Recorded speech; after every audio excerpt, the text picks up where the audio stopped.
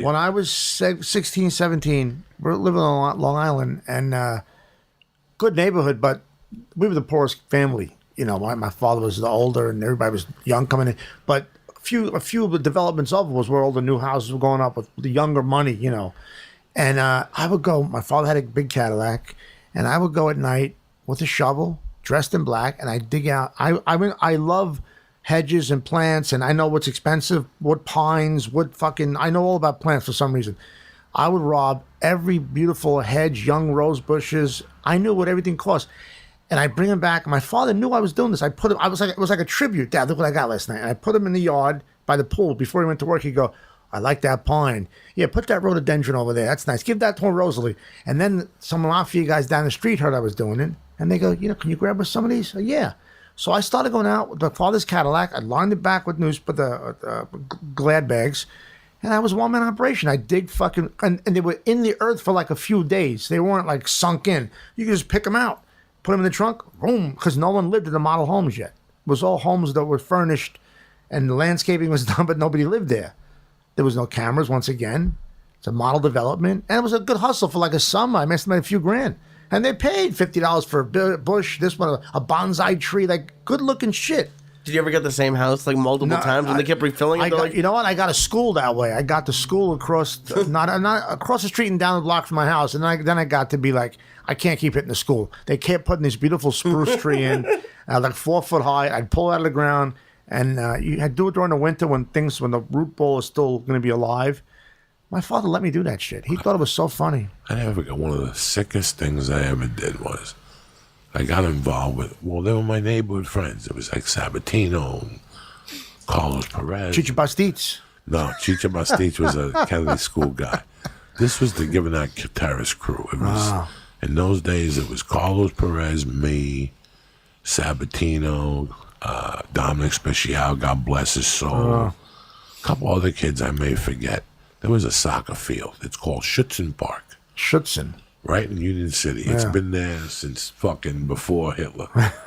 And it's a German place that serves German food, but they also cater it out. You can have parties there. Oh, yeah? So they have all the political parties there. When we were kids, they practiced baseball back there. North Bergen had the rights to practice Little League baseball back there.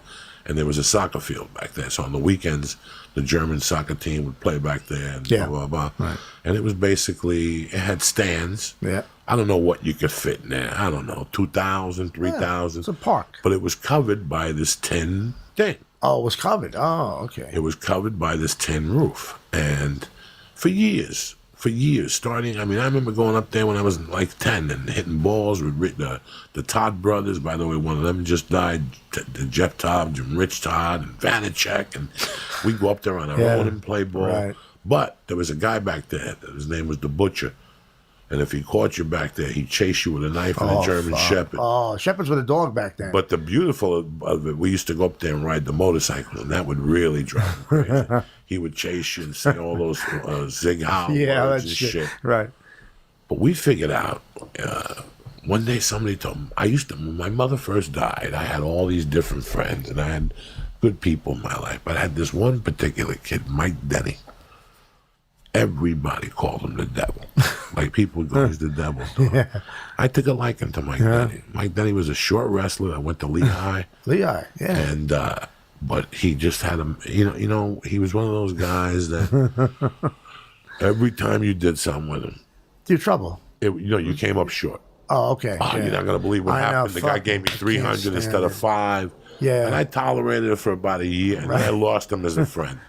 But I will tell you, he was a money-making machine. When it came to make money at night, the problem with him was he robbed all the wrong people. His father owned a ship refurbishing company. So when a ship lands in Newark or in Hoboken in those days, after 6 months at sea, they come in, weld off all the barnacles, repaint it. It's a big job. They do, and they get year contracts. Yeah, it's a big job. Well, he would go back at night and steal the hulls. Oh, Christ. And steal the fucking shit that belonged to the ship. And he was just a fucking moron. That's crazy. But I'm snorting coke with him. Yeah. Listen to Aerosmith, Get Your Wings, and an RX-7. He's got to be 20, and I'm 16. Right.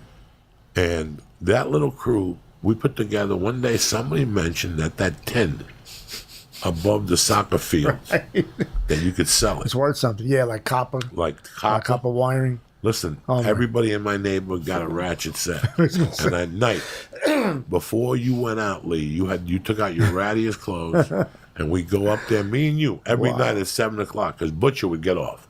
Butcher was off between 7 and 8. He took a nap. So we get up there, climb, and ratchet those things Take big off, fucking panels throw them off. Yeah. You had to slide off or you fell off. It was fucking scary. And I mean, little by little, you saw sections disappearing. Lee, it was like fucking. What could he do? It was like little by little every night. And then somebody else caught on. So I would steal a sheet. He would steal a sheet, and then he told his friend, and his two friends started stealing 2 sheets. Yeah. So now we almost turned into a war. Like, wait a second, this is our turf here. We've had this first. Me and the devil, Schutz and Park is ours. Carlos Yeah. and Sabatino had this first. Dog, they fucking stripped every piece of fucking tin. Schutz and Park had to put a tarp over it, a paper That's tarp great. for the soccer That's game. great. That was a hustle for a whole fucking summer. And we were getting like $55 a thing. There was so many people I used to bring things to. Yeah, those I don't know. would pay me I don't know where money. those people are anymore. I used to know how to have a transmission guy Yeah. that would give me money for sawdust No. because they fill the Sure. transmission Yeah, with yeah. sawdust. Yeah. Where do you get sawdust? The lumberyard. Lumberyard. It's very The smart. lumberyard. So I used to work at a lumberyard. They don't clean up every day? And when I got the job, the kid that had the job before me, he told me right off the bat, he goes, listen, number one, you got to steal. Because if you don't steal, they're going to know I was stealing. And number two, I have existing contracts. Are you kidding me? And I go, what are you talking about? He goes, on Saturdays, a guy comes in and buys 40 sheets of plywood. He'll give you $400 cash. Give me $100 from now on. And I got another guy that comes in on Thursdays and gets 20 sheet of, because marine plywood was $64 a sheet, 4x8. Right. He would say, and it was galvanized, so you could put it on boats. Yeah. So he would say, charge him 20 a sheet. I mean, there was days. It's a lot to remember. There was days me and 4 gorillas would load the back up, and at the end of the day, there was no sheets left. And I was a junior in high school. Yeah. I was robbing them blind, those poor fucking people. Yeah. But Yeah. there was a family at a transmission place, and they would tell me when the barrels get filled up, give us a call. So Sure. I wasn't allowed to sweep and put in the thing. I would sweep and put in barrels. And once I get 5 barrels, they'd give me like 100 cash, which was every week. I got 100 cash from them off the top. great. The job paid me $6 an hour. Yeah, you got to make But a I living. probably made $1,000 Yeah, you a gotta week make it. out of that. Right. They had an old school register. So which meant if you spent $8, it would come up $8. But if you came in, I'd say, how you doing today? Oh, nothing. How you doing, Joey? Nice to meet you. What are you looking for? I'm redoing my basement. I need 10 sheets of 4x8 plywood at $44 a piece. 10 sheets, that's $440. Right. I knew that plus tax. Right. I would fucking do the register. I would do it on my, there was a calculator. And I mean, the register would be packed. There would be 4 salesmen at the thing. And right in front of them, they didn't know that I had loaded the sheets on. I would take the sheet and do the tax like for $440 plus tax. And instead of ringing in $488, I'd ring in $88. And the guy would give me $488, and I put $88 in the register and keep $400. Sure. And lock the register. I did this every day. Yeah. No kidding. That's how I snorted coke my sophomore and junior year. Yep. And then there was an old school gangster in there. I'd rather not mention his name. And his angle was he was buying nickels and stones. Really? He wasn't buying nickels and stones. He just said that as part of his parole. Oh, I see. He was buying stolen gems and fucking diamond rings. Jeez. So on top of that, I had friends that were burglars, and I told them I knew Mr. B, and they would give me stuff for him and stuff. Right. I'll never forget one Saturday, I found a bureau. There was a bureau on the street that somebody had moved, and me and my buddy said, I wonder if there's something in there. And we shook it, and there was change. Oh, and we took the change out, and we split the change, $1.50 in quarters and pennies. But that night when I went home, one of the dimes or nickels was weird. Really? And on Monday, I took it to him, and he took a look at it with a thing, and he goes, you take 800 for it? Yeah. I go, are you fucking kidding me? I'll take 10 cents for it. It's a nickel. He didn't even have, he could have gave me $80. Anything. That's how honest he was. He goes, I'll give you 800 for it. He goes, I'm going to sell it for 12 right now. I'm going to give you 8. Right now. Wow. He goes, He'll call a guy who knows he needs it. He goes, Yeah. who got you? It's like, oh, a guy that's a specialist. He thought it would be worth about 7.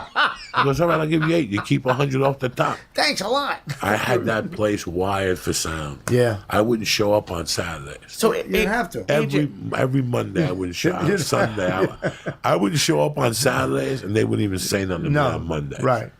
AJ's saying this like you're telling him like, oh yeah, my family used to go, I can't go wait to have ham for Christmas dinner. Like this is normal for you. Yeah. This was 16, this is- 17 years old. Rendell Lumber and Marine. That's young. North Bergen, New Jersey. This was when I quit the job. Jesus. The guy who gave me the job told me, "You have to steal. If not, they're gonna know how long I was stealing for." When he quit that job, he had like a Mercedes, Yeah, right. a condo. The owner's not even They were driving. Right? robbing him blind. What the fuck are you giggling about? Nobody. Why did you like him? What did he do? He did an error. I knew a second ago, but now it's... keep going from where you told it, because then... You know that little forehead you got?